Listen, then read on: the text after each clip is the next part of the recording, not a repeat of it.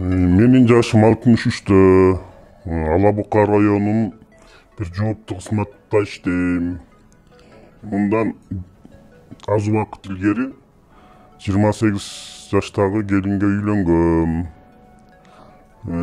Экөөбүз сүйлөшүп, пикир келишип, жакшы ой, жакшы тилек менен эле үйлөнгөнбүз.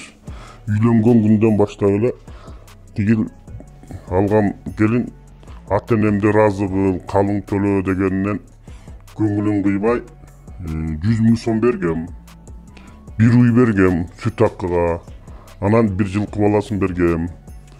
Арадан бир айга жетпеген убакыт өтүп жашаганда эле болбогон жерден чыр салып кетип калды. Көрсө ал келин ушундай жол менен акча таап, ата-энесине калың төлөткөн келин экенин кийин билдим. Мен бул иш боюнча кимге кайрылып жана эмне кылсам болот? Ушуга жооп берип кое аласыздарбы?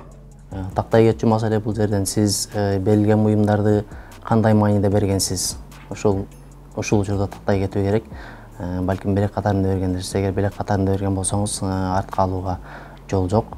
Жана дагы эгер кыргыздын каада салттарынан келип чыккан мамиле болсо, калың катар берилген болсо, ал учурда дагы берилген буюмдар артка кайтарылып алынбайт.